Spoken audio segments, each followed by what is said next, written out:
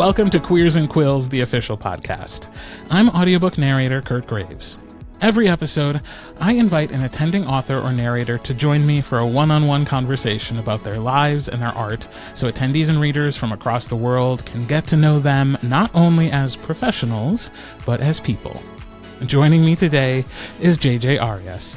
JJ Arias is a best-selling sapphic author and proud Cuban-American from Miami. JJ incorporates her heritage into heartfelt, character-driven romances that blend emotional depth and witty banter. JJ and her wife live in South Florida with too many cats, a pair of unhinged Maltipoos, and a melancholy pit bull. Oh, sweet. Welcome, JJ. It's so nice to meet you. It's so great to meet you. Thank you so much for having me. Oh, it is my pleasure. So let's start at the beginning. What is your author origin story? So I think probably like so many, I always told myself stories. And from like elementary school, I'd write them down sometimes, but otherwise I'd kind of like fall asleep just telling my made up stories. Mm-hmm. And then I started writing creatively for fun at the end of high school.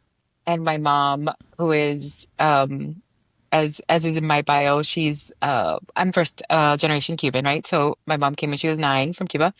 And it's like very like work ethic and like, not, but it just sounds bad, but like kind of like you need a path to which you can make money. And she was like, why don't you just like get a real career and then always write on the side? Which is good advice. And she's all for, if self-publishing was a thing, however many years ago that was, she would have been very down for me to write.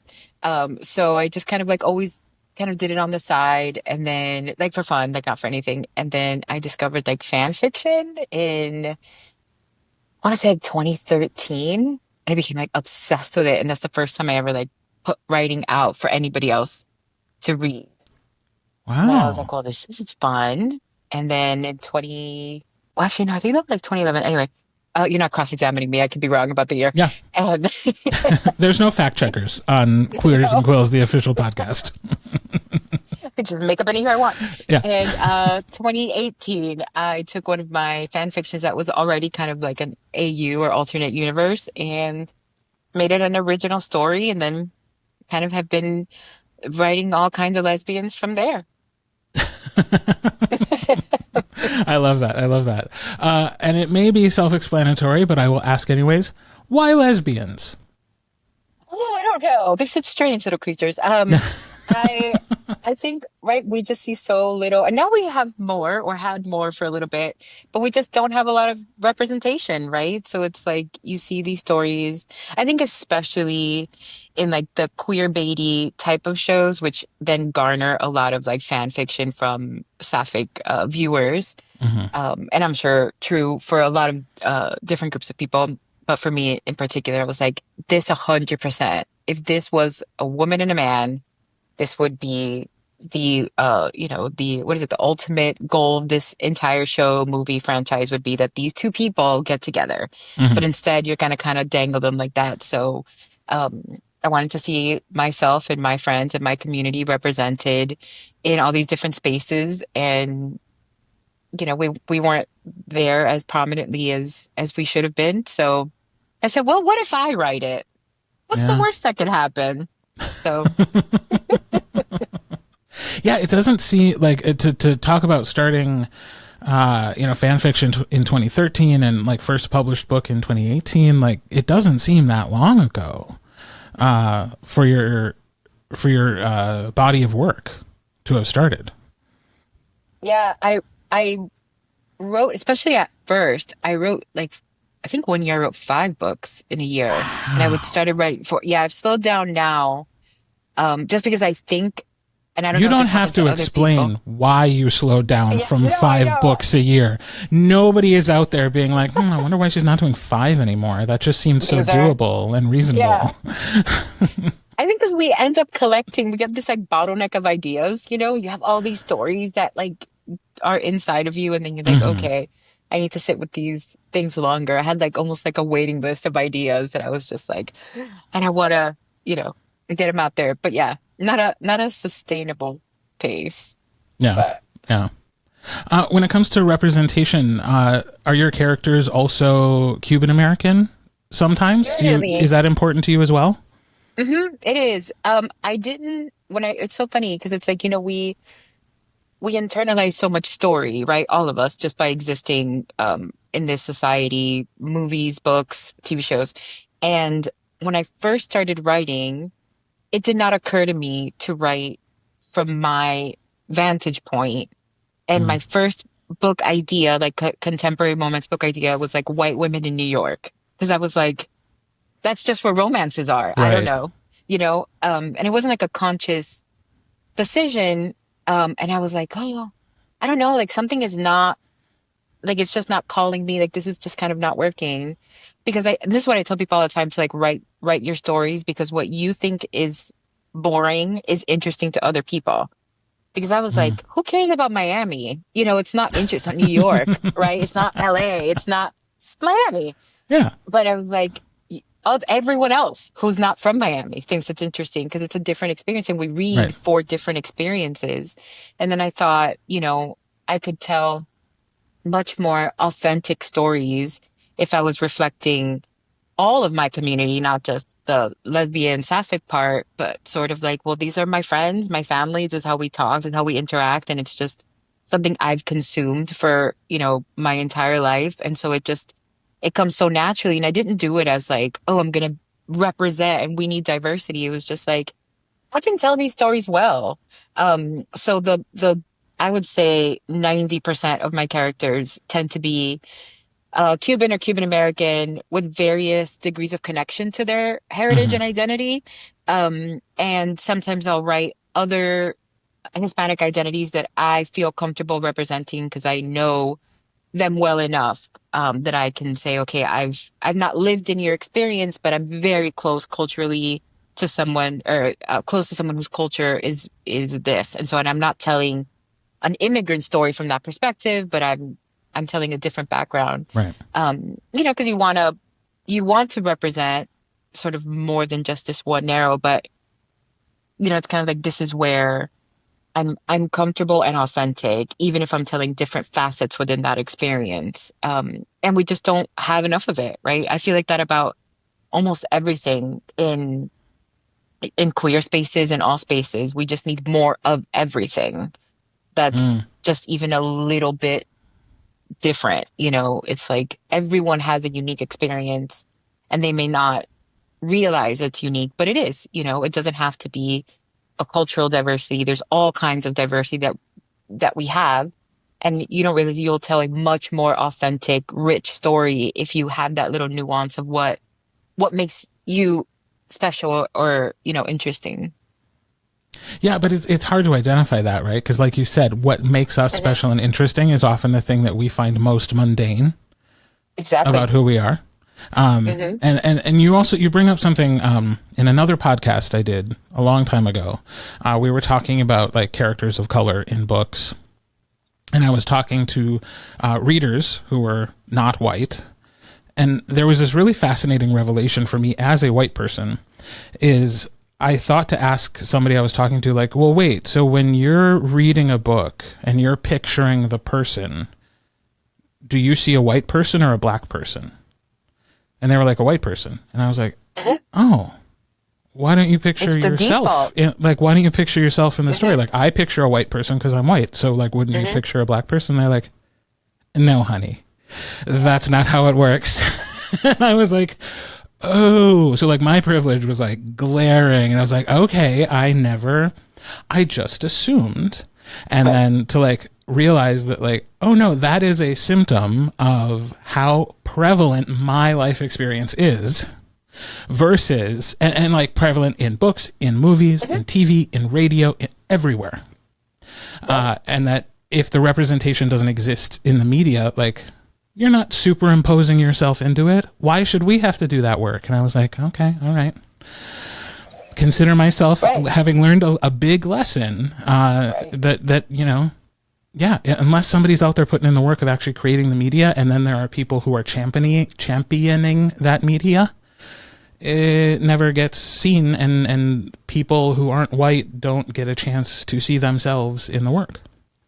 Right. And I think sometimes too, and I've said this other times, it's when it feels like work, you don't want to do it because you want to pick up a book to enjoy it. Mm, So I think sometimes when it feels like, oh, I have to read this diverse book, you're like, okay, mm, I'm going to buy it and I'm going to put it on my shelf and I have the best of intentions of reading it versus, hey, here's a good book you're going to like.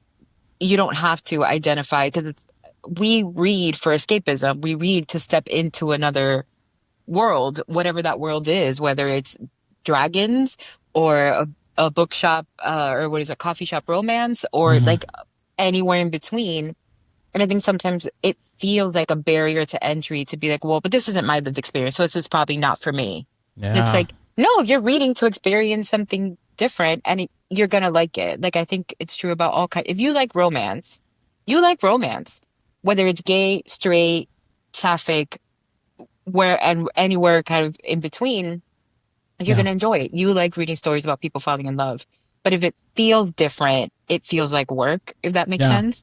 And so I No, it think does. Yeah. it's just kind of like these are good stories, you'll like them, and not feeling like, oh, but with that, it's true. It's like if you don't highlight the kind of cultural difference, the default for a lot of people tends to be white, right? It's white unless you otherwise say so, which is why Right. oftentimes white skin tones aren't described and others are because it's like, well, we just paint a picture because it's what we consume our entire lives. And it's, why would you think otherwise unless you are told, Yeah. either through like this person's food, the way they speak, kind of like these kind of little markers that you can give people, that kind of say, oh, wait, I think I'm stepping into something different. And but it's again, you're reading, it's for escapism. So you're just escaping into Yeah. Miami instead of, New York. Yeah. Yeah. Books should be windows, not mirrors. Yeah. So that must be such an interesting marketing challenge when it comes time to tell people about your work. Uh, since you're aware of the fact that like I don't want to make it seem like homework because of that obstacle that people put in front of themselves in not personally seeing themselves in a story and then I'll get around to it. Like how do you talk about how proud you are of yourself and your heritage and the books that you're writing while I not think, excluding people? I think readers do a lot of that heavy lifting for me, right? People who Good. are willing to read it, right? That, especially not so much now. I think now people know what they're going to get when they pick up one of my books. And maybe it's like, well, I've seen that book enough. Maybe I will pick it up like any other kind of book that you'd be like, well, I keep seeing that book. Let me just give it a chance, see if I like it. Yeah. So I think readers, honestly, of all backgrounds, have championed like my work and been like, this is good. And it's word of mouth. What makes me pick up a book is somebody and I never think about who wrote it. Is it for me? Is it not for me? I'll be like, oh, so and so like that book. I'll check it out. Let me see if I like it. Also, it's like I'll try books if I like. I'm a huge audio book person, so it's like if I like the narrator, I will pick up that book. So it's like if they're narrating different kinds of things, which I know sometimes can get a little bit tricky with like own voices, but if they're maybe if it's co-narrated and I'll try that book just because I've never read that author, but I'll try that audiobook because I love the narrator. So I think it's honestly people taking a chance and then talking about it has been the biggest Yeah. thing. And what has surprised me, not just connecting to like Hispanic readers, but all kind of like first generation immigrant readers of every single stripe you can imagine being Mm, like, this is my family. This is so similar because so many of these stories are super similar. A lot of times we have a lot of cultural similarities, especially families where like the grandma, the matriarch. So I have a lot of Southern readers who are like, this is so similar, even though they're American, so it's yeah. like we connect in a lot more ways, I think, than we realize at first blush. And you're like, oh no, this is super similar. I know these people. This is my aunt. This is my grandma. But honestly, readers taking a chance and then doing me the huge service of talking about it. What a great lesson to learn for those of us who are readers. To champion the things that you like. Mhm. Yeah, it's as It's simple as way that. You more, like something, yep, talk about it. exactly. It's more than I can do. Because I think we go a little bit, um, we get, I guess it's not like marketing, but you know what I mean? Like we can get like a little bit blind to somebody pushing their own thing, whatever it might be. Like maybe something I say will trigger you, but if someone else says it that has no reason to say this, you're gonna just, we all do it, right? Automatically, Yeah. subconsciously put a little bit more stock into that and be like, oh, this is something finally to kind of check out. And they say something like 7 points of contact before you finally like buy the thing. And Right. so Oh, I think those were the good old days on the internet. I think I it's know, more right? now because all our attention spans have gone to shit. Right? You have 1 second to convince Yeah. me or I'm gone forever. Oh man, so sad but true. So when it comes to reading things that we like, what are the stories that have influenced you? The first I had read some sapphic, obviously we all like Ruby Fruit Jungle and um people like Karen Callmaker and who was like the only lesbian author in my Barnes and Noble when I was in high school. And I Yeah. was like, And was it next to and the nonfiction books in the LGBTQ right. section? It was next to the sexual wellness or whatever. So it was Yeah. like, you're purple because you're like, I don't know, 17, buying this very tame, like it wasn't even like, Yeah. Yeah. steamy. And you're just like mildly horrified that anybody's going to see you standing there. And you're right. I think the other side was self-help. So it was like, no, that's I mean, fine. I'm yeah, just that's looking how that. to, And my Barnes and Noble, when I was a teenager looking for books, it would like LGBT stuff was with like the nonfiction stuff, yeah, I even think if it they was were fiction self-help on books. one side and sexual wellness on the other. Yeah. So yeah. So it's like, yeah, that's definitely where a kid is going to be hanging out. And so I had found some sapphic stuff, but nothing with my identity, which was okay because, well, not okay, but you know what I mean? Like so much of what I read anyway was white centered. So I didn't really Hmm. think about it. And then I had read things that had, were like Cuban authors and the twain had never met for me. Hmm. And then I found, her name is Achi Ovejas and she's been around forever. And she was the first book I ever picked up that it was a Cuban, she's a Cuban immigrant. I think she came when she was in her teens and she writes like kind of like memoir fiction and some all the way fiction. And I had just never, it blew my mind. I was like, I'm sorry, you can be both. Like, what? Because there was a lot of like gay men in my life, like, but I didn't know a single lesbian, right? And I was just like, oh, and they can be Cuban. That's allowed. Crazy.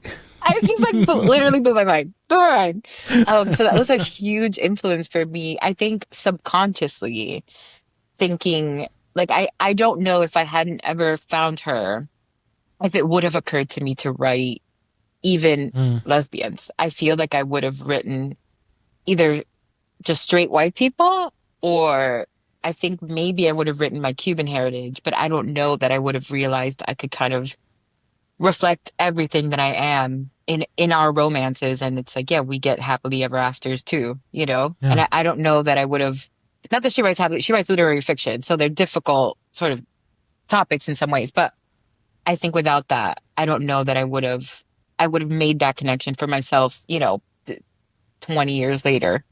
Probably more than 20 years. Have you had a chance to connect with that author? I never have. Mm. No. And she's based out of Chicago and she's like a big deal. Um, and she's like won awards and everything. But I think I'd probably just faint. I'd just be like, I don't know that I could look you in the eyes. I feel like I'm sweating now just thinking about it.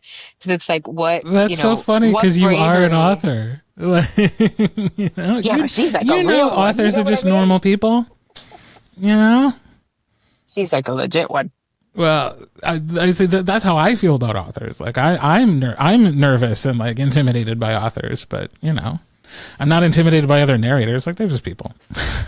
I know, right? And I'm just like, oh, I've listened to so many of your books and you're talking to me like a person. Yeah. If somebody's coming to your work for the very first time, where would you point them? I think so. There are maybe two places I would point them. My most popular contemporary romance series is called Dominion, and the first book is Losing Control. And if you read that series, you get like a full flavor of my kind of writing. I do a lot of age gap. So I have an age gap. I do ice queens, one's an ice queen.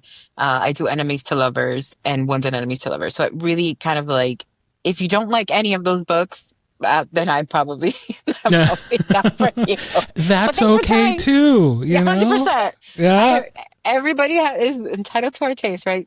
And then a book that is very near to my heart is Guava Flavored Lives, and it is the most sort of slice of not my life in terms of my personal life, but my culture and my experience. When I wrote that book, I was like, this is so specific. Yeah. No one will get it. And it is one of my most beloved books. Like, people love it. It's funny. It's enemies to lovers, kind of slightly second chance. It's very set in Miami. First generation Cuban American girls that grew up, well, they're women, that grew up in very similar kind of environments that I did. And like, it's just really, truly, if you are ever curious, what's it like to like really grow up in Miami? It's this. And I love Yeah. it. And it's very funny. Like, it is, but I mean, I pat myself on the back. It is super funny. Yes. And You're again, allowed I to was do just that. like, all right. I was like, it's hilarious. But I was like, you know what? If it doesn't sell, I don't care. It's a book of my heart. Like, it doesn't have to, but it is done very well, and people love it. And it's also it is really fun. So I'd say you can't go, I and if love neither that. of those are for you, then I'm very sorry. I love the honesty. And yeah, Mhm. normalize saying it's okay for not everybody to like me. Oh my That's gosh, fine. I'm not 100%. everybody's cup of tea. But look And at if these you other people who you might love. exactly, and life is Mhm. short, so if you don't like a book, you can just stop. Yeah. Just stop Yeah. And but reading don't it. give up on reading. Like, Right. and that's sort of like how I feel about like with audiobooks. Like some people will be like, oh, I don't know. I listened to an audiobook and it wasn't for me. And I was like, you listen to one audiobook and you feel like all audiobooks are not for you. Right. Like it could So have just been sit the with that for a book. second.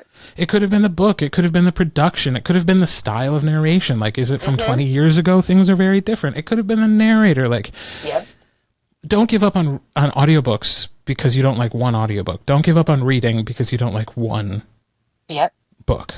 You Yep. know? And use your library, because I know sometimes people are Yeah. like, oh, well, they're expensive. And so, if I don't like it, use your library. Like, I Mm-hmm. have my library order all the audiobooks that I want when I Yeah. want to try something. And it's like, you are helping them with a borrow. And if you don't like it, you don't lose anything. You can just return it. And I think then you're more likely to pick something else up, and listen to the sample. And Yeah. if you don't like that narrator's voice from the beginning, then you know what? That narrator isn't for you, and 100% okay. Like, there Exactly. are, very, very popular narrators that I'm like, well, I don't know. I just can't even put my finger on it. It's just You your know voice, not what? for me. Same. Yeah. It's like, Same. that's okay. It doesn't mean it's bad, right? Yeah. It's just that Right. there's just something I'm not connecting with. And then there's some that they could literally read the phone book, and I'm here for it. And I don't care what it is. I don't care if the book sucks. I'm going to listen to Right. the entire thing. It's all a matter of personal taste. So, Exactly. yeah. Imagine that. And not only take advantage of your local libraries, but vote for the local representatives who know they need to support local libraries. Absolutely. Just going to Especially sprinkle now. that in here. Absolutely. And see that they are being used. I Yeah. think sometimes it's like, well, we don't have LGBT books, plus books, because no one's asking for them. And it's like, Yep. ask for them, Exactly. and you're helping your favorite narrator, your favorite author, by requesting their books in the library, because you don't know who's going to come along. I know so many people who don't know you can ask the library to get you books. Yep. And it's like, yeah, you can ask them. So they're relying on other people to request the books that they might discover and love. So it's all a net good for everybody. All right. Are you ready to play a game? Yes. I'm very All right, competitive. so- I have to win the game. No. Oh, well, guess what? You're the only one playing, so you've already won. But the rules of our game are simple. So I have a deck of cards, and on each card is a question. The questions aim to learn more about you. Some are biographical, some are hypothetical, quite a few are just plain silly. But I will not be picking which questions you answer. fate will. So I'm going to deal 3 cards every round. You choose one. Whatever card you pick, you are agreeing to answer with a couple of outs. So if you don't want to answer a question, you have 2 opportunities to switch things up. You can turn the tables on me one time, forcing me to answer the question. Or you can also discard a personal question in favor of answering a bookish question from the white deck. But only one card gets dealt and you have to answer it. Okay. So, here we go. Card 1, card 2, or card 3? Let's go 2. 2. What set of items could you buy that would make the cashier most uncomfortable? Well, that's... You answer that one. Okay. So I'm thinking about what that could make the cashier the most uncomfortable. Like, I'm thinking about like the sexual wellness section of like the like pharmacy or like a Walgreens or a CVS, and like specifically like what combination of things could you get that would make them go like like if you were buying condoms and baby formula at the same time, but maybe they'd just be like, no, that makes sense. I didn't think about, and it'd be like, and good call. I didn't think about a combo. That'd be good, because I was thinking like, I don't know, for some reason I thought like hemorrhoid cream. That was like the first thing that that would be a good into one. my head. But then I didn't think about a combo. I feel like then like cucumbers, you know? Maybe like condoms, hemorrhoid cream, and a copy of The Joy of Gay Sex. Although maybe they'd be like, well, once the cream kicks in, you have fun, sir. Thank you and goodbye. good luck. Exactly. All right. Card 1, card 2, or card 3? Let's go 1. 1. If you could bring one famous person back from the dead, who would you pick? Oh, I was thinking something would get kind of political. So times are tough. So let's not get political. Oh, that's okay. Let's see. I think, Lucille Ball. Yes. That would be great. I feel like because we got to have Betty White, and I feel like she got like rediscovered by so many people. And I feel like Lucille Ball would have that kind of impact, I think, had she lived longer. Yeah, I agree. I love that answer. All right. Card 1, card 2, or card 3? Again, that gave me luck. Oh, these almost are like 2 sides of the same coin. Which living which living person do you most admire? Oh, I keep thinking political things. I don't know why. Is it really corny to say my grandma? No, not at all. I mean, okay. It's just the right amount of corny. I don't want to say it's not corny at all. Yeah, just a hint. No, I love that. Yeah. My grandma she has late stage dementia now, so it's like she's with us, but she's not with us, if that makes sense. Yeah. And she's just a badass, like I found out so she was in her 40s when they moved here from Cuba. And I found out like maybe a few years ago that she had worked as an enforcer for an illegal gambling operation. And I was like, yes, on brand. She was like, is a real tough cookie, but I was just like, I would like to ask you questions about that. You are very lucky that you can recall very illegal behavior that I do not endorse. It was just, she was funny, and just kind of like a real tough cookie, and just very quick-witted. And I like to say I like difficult women because of that. It's like, how they say like you marry your father. It's like, that's for me. It's like a tough kind of like they like you, but nobody else. Oh, all day.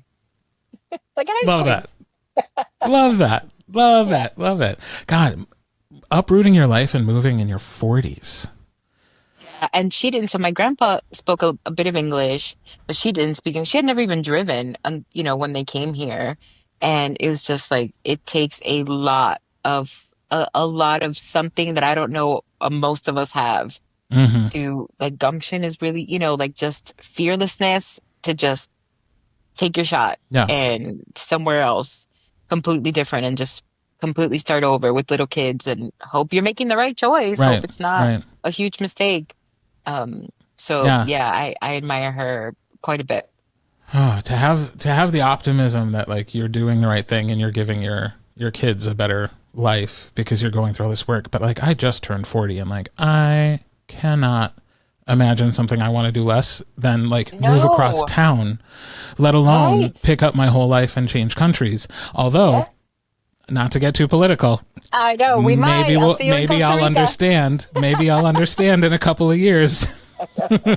I know. I've been thinking about that a lot lately. Check in with me in 2026. We'll see what's going on. All right, Exactly. I think we have time just for a couple more. Card 1, card 2, or card 3. Let's go back to one. All I think right. it's going well for me. I'm It's also very going well. superstitious. We like number 1. All right. Superstitious. If you had to delete all but 3 apps from your smartphone, which ones would you keep? Which Okay, I have to 3 keep do my you get to text keep? messages. Okay. Um, I don't know. I think I could literally probably give up almost everything. Photos, text messages, and my notes app. I use my Mm, notes app constantly. I've been thinking about giving up social media, but it's like it's hard, but when we do it, it's so what we hard. do when we want to like connect, and stay connected to community, which is really important now. But it's like maybe it's like not great. But so maybe I I was wouldn't going to say mind the if you jury's deleted still them. out, but I think the verdict is in. Social media, not great. Not great. Not great for any of us. But the connection is the part that's good, and like that's Uh-huh. where like I have taken most social media off of my phone, but I keep the messaging apps. So even though I don't have Facebook on my phone, I have Facebook Messenger. So if people want to reach out, I get the message. But there's probably I don't even want to think about the backlog of friend requests I have at this point, and I need to go through on a computer. But like Do it's been you? s- it's Do you? I do because that's how readers connect with me still Oh a yeah, lot. Like Facebook is still yeah, like for people in their 40s, 50s, like it's like the place to yeah. connect. Like they're not finding me on TikTok. So Right, I gotta go right. in and accept those friend requests. But yeah, Huh. it's been great for me to not have it on my phone. So Yeah. all right, Yes. last round. Card 1, Okay. card 2, or card 3. I gotta stay with one now Here forever. we go. Do you have a signature move or quirk that people notice or comment on? Oh, I don't know how much I've done it now. Probably have not done it at all. I tend to like do one of these, like when I'm thinking, Mm, to kind of like yep. it's almost like instead of like a verbal crutch, it's like and I cross and uncross my legs 400 times. So sit on a leg, take it out, cross it, take it off. It's like I'm very fidgety. Well, now I'm going to be watching for that in Portland. Yeah. Well, thank you so much, JJ, for taking the time to do this. I really appreciate it. Thank you so much for having me. This is so much fun. Good. I'm glad. And thank you, listeners, for joining us for Queers and Quills, the official podcast. If you're already signed up for Queers and Quills, make sure to say hello to me and JJ at the Oregon Convention Center in May. And if you're not, I feel bad for you, but you can follow Queers and Quills on Instagram so you can see all the fun we're having this year and get updates about ticket availability in the future. Until next time, I'm Kirt Graves, and I hope you're having a very gay day.